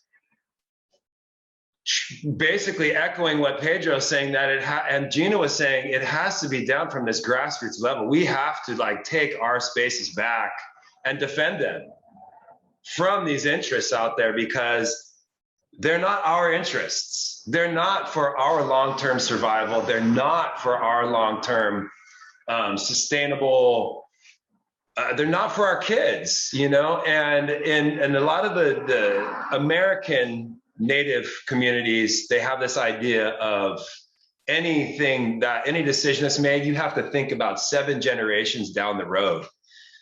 7 generations, that's a long time that you have to think about the effects of what you're doing, and so everything is just done so hastily, because because the resources are just going to run out. But the only reason they're running out is because they're just moving so hastily. And so I guess I'm echoing, I think her name was Juliet, the question just asked, how do we stand in the way of all this? I mean, other than literally laying down, chaining ourselves to trees, like doing these things like Pedro and Heisel are doing, like actively like standing in the way somehow, actively getting your community involved, because it's pretty easy if you're just looking in a device all the time, or not, you know, listening to nature, or even having a conversation with your neighbor who might be listening for you, then how are you going to get tuned in? I mean, it's really easy to get dumbed down, at least in the society that we live in here in America. It's really easy to get distracted with just trying to make it. Well, it's beyond easy, if I may interject. It's actually expected.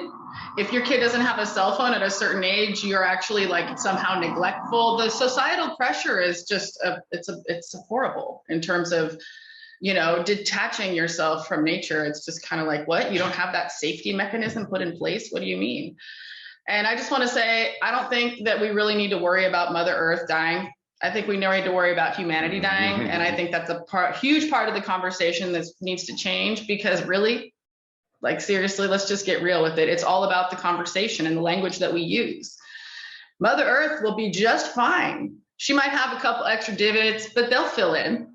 The plants will regrow. Some things will go extinct forever, and I actually don't think that we as human beings will go extinct. I think that it's just going to be pretty ugly.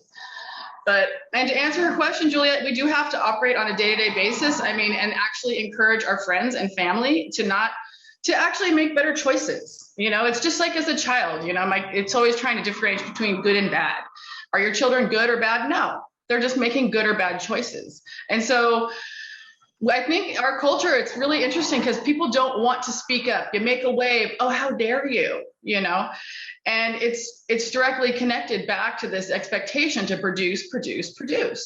And it's just got to end. And so there's a wonderful thing called nap ministry. It's called the rest revolution. We just stop. We stop.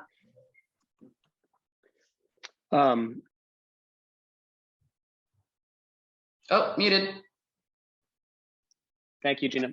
Thank you. Those are really excellent points. And you guys, I think, you know, have done a lot of listening tonight to, you know, and seeing these themes, you know, and I think indigenous and local knowledge, you know, that I think we all, climate change is affecting all of us, but differently in different places, you know, and the policy really needs to be based on the local knowledge of each place, you know, but of course it's always sort of top down.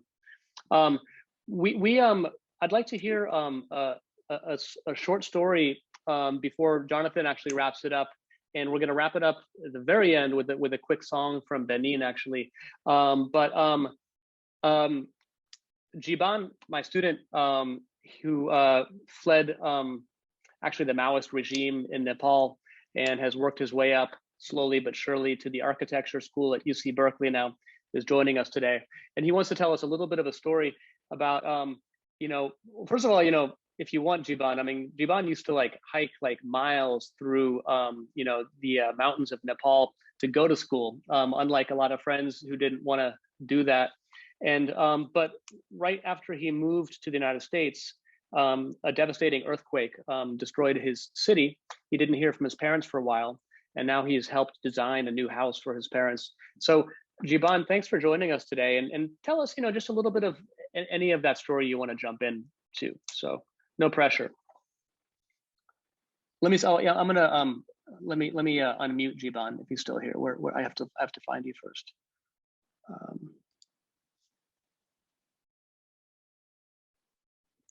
Oh, there you are.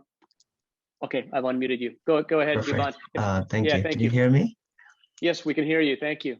All right, perfect. Thank you so much. First of all, I just wanted to say thank you for this event, and also thank you for all the panelists for bringing up this great topic.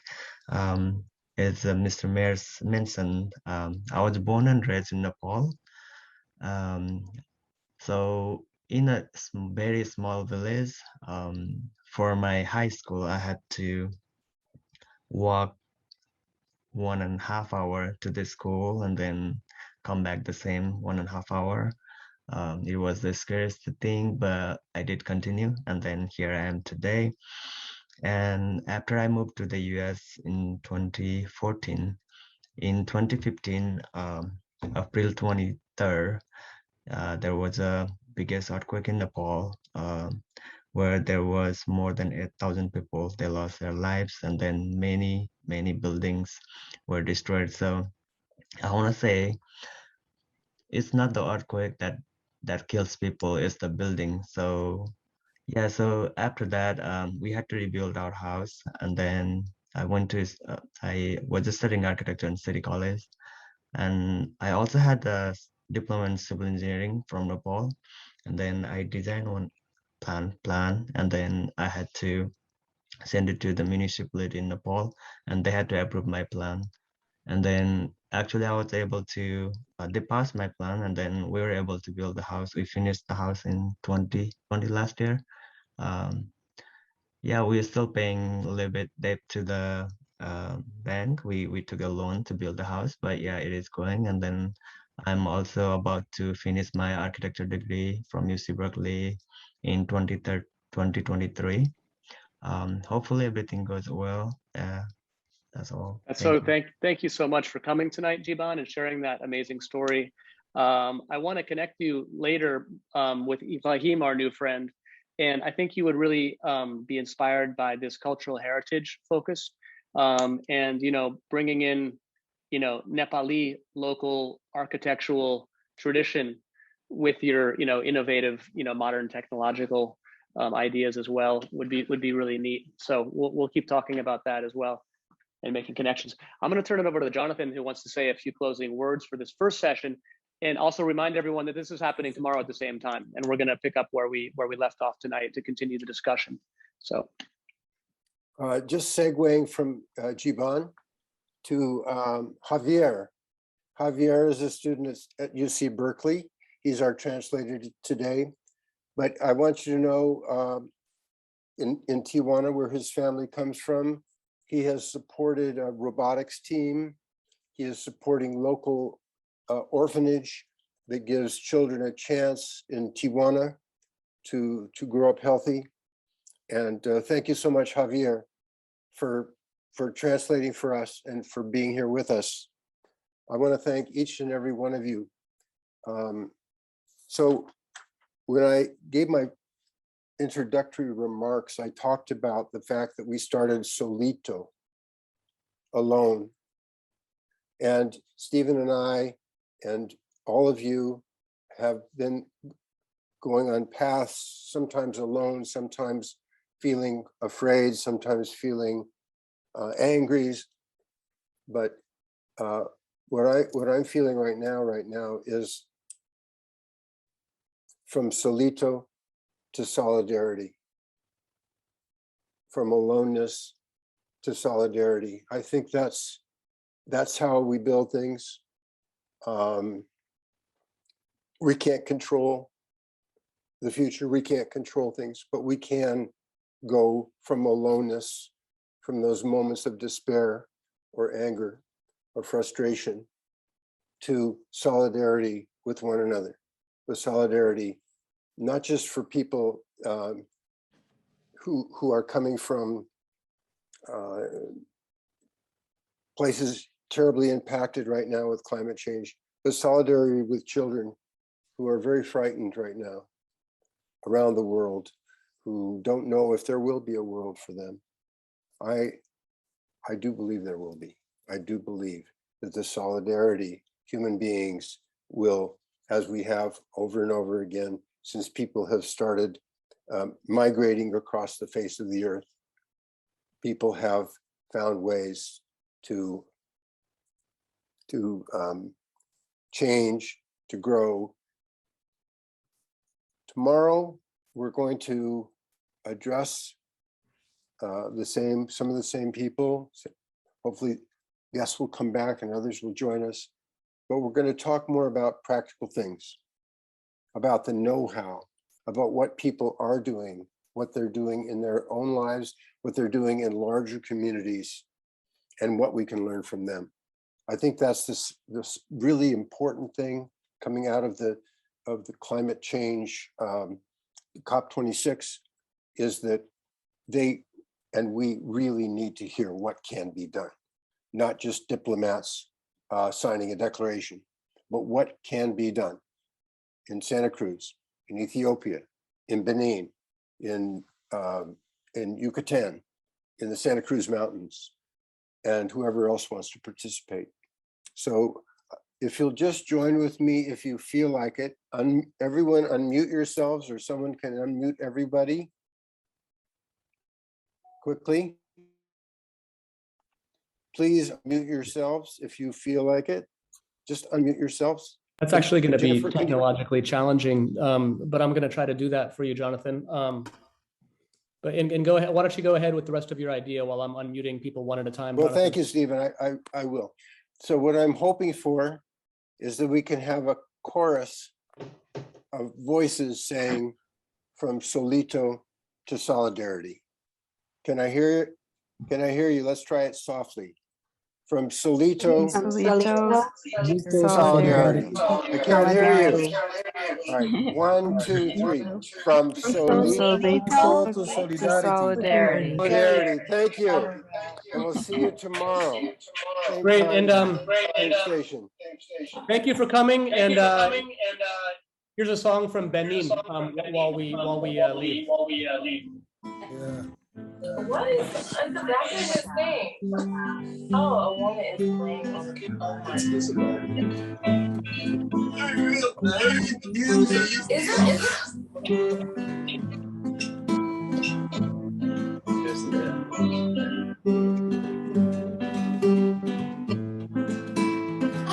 Is she serious?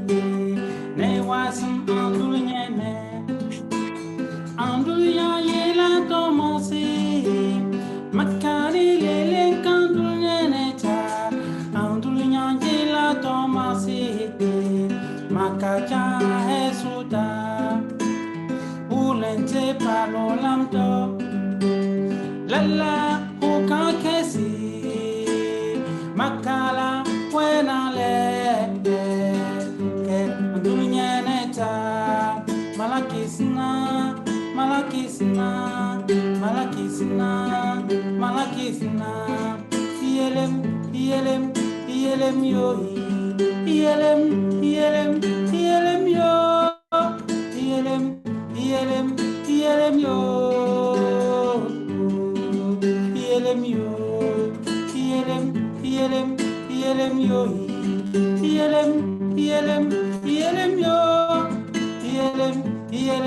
Yelem yo Yelem yo. We can sing together, right? Yelem yo Yelem yo Yelem yo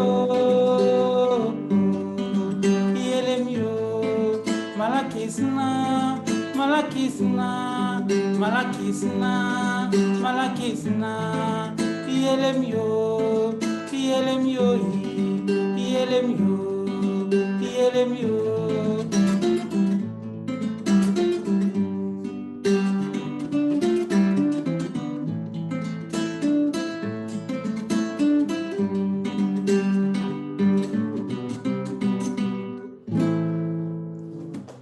Thank you. Thank you, everyone. And I hope to see as many as possible tomorrow. And thank you for everyone for coming. Thank you all. Bless you. Thank you all. Yeah. See you soon. Thank you. Bye. See you tomorrow. See you tomorrow, Pascal. Bye-bye, everyone. Bye-bye, everyone. Thank you, Javier. Thank you so much. Thank you, Stephen. Great job.